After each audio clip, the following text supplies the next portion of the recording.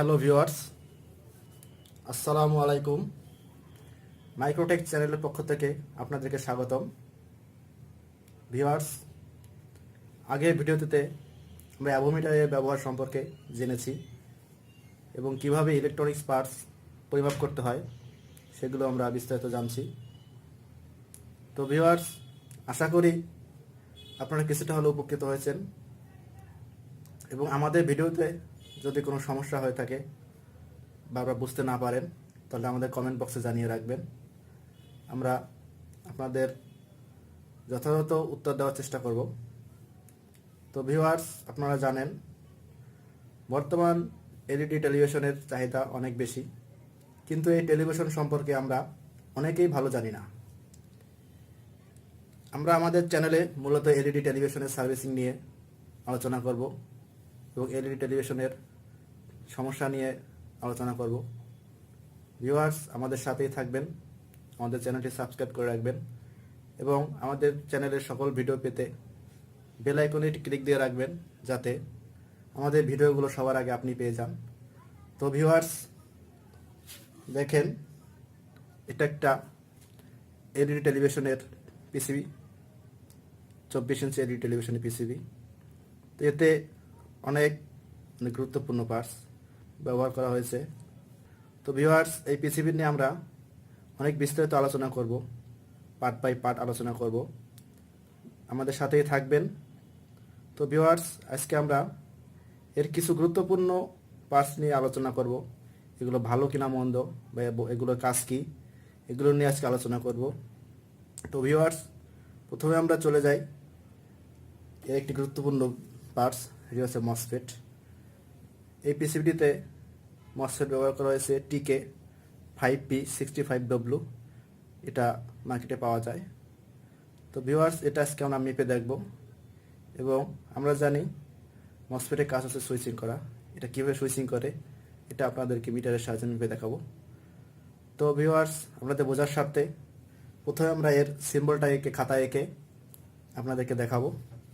তো ভিউয়ার্স, দেখতে পাচ্ছেন আপনাদের সুবিধার্থে আগে থেকেই মসফেটের সিম্বল আমরা এঁকে রেখেছি।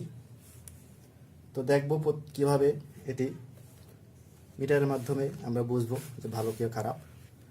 তো ভিউয়ার্স, মসফেটটি মাপার জন্য প্রথমে আমরা মিটারটি নবটি ওহমসে দিয়ে রাখবো, ওহমসে 10 স্কেলে দিয়ে রাখবো।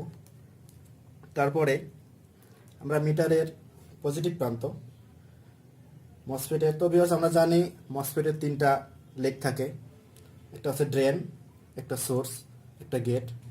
তো প্রথমে আমরা মসফেটের ড্রেন কমন ধরে মিটারের পজিটিভ প্রান্ত রাখবো। তারপরে মিটারের নেগেটিভ প্রান্ত সোর্সে রাখবো। সোর্সে রাখার পরে মিটারে পার্ট দিবে এবং গেটে রাখার পরে পার্ট দেবে না। যদি সোর্সে রাখার পরে পার্ট দেয়, গেটে রাখার পরে পার্ট না দেয়, তাহলে বুঝবে কি ভালো আছে। এবং সুইচিং করানোর জন্য আমরা মিটারের নেগেটিভ প্রান্ত মসফেটের ড্রেনে ধরে পজিটিভ প্রান্ত মসফেটের সোর্সে ধরবো, তাহলে মিটার পার্ট দিয়ে নেমে যাবে।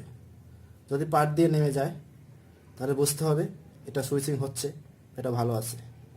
তো ভিউয়ার্স, চলুন আমরা প্র্যাকটিক্যালে দেখি কীভাবে সুইচিং করানো হয়। ভিউয়ার্স, আগের কথার মতো আমরা বলেছিলাম যে মিটারের পজিটিভ প্রান্ত মসফেটের গেটে ধরবো। মিটারের পজিটিভ প্রান্ত আমরা মসফেটের ড্রেনে ধরবো এবং নেগেটিভ প্রান্ত সোর্সে ধরবো। হ্যাঁ, দেখা যাচ্ছে পার্ট দিছে। এরপরে আমরা নেগেটিভ প্রান্ত গেটে ধরবো। তো এখন দেখতে পাচ্ছি কোনো পার্ট দিচ্ছে না, তাহলে বুঝতে হবে মসফেটটি ভালো আছে। এবার আমরা কীভাবে সুইচিং করে সেটা দেখব। সুইচিং করানোর জন্য মিটারের নেগেটিভ প্রান্ত মসফেটের ড্রেনে ধরবো এবং পজিটিভ প্রান্ত মসফেটের সোর্সে ধরবো। হ্যাঁ, দেখা যাচ্ছে পার্ট দিয়ে নেমে গেছে, অর্থাৎ এটি সুইচিং দিছে। এবং সুইচিং অফ করার জন্য আমরা পজিটিভ প্রান্ত মসফেটের গেটে দিব, দেওয়ার পরে আমরা আবার পজিটিভ প্রান্ত সোর্সে দেবো। এবার পার্ট দেবে না, তাহলে বোঝা গেল যে মসফেটটি ভালো আছে। ভিউয়ার্স, এই ছিল আজকের ভিডিও। দেখা হবে আগামী ভিডিওতে। সবাই ভালো থাকবেন।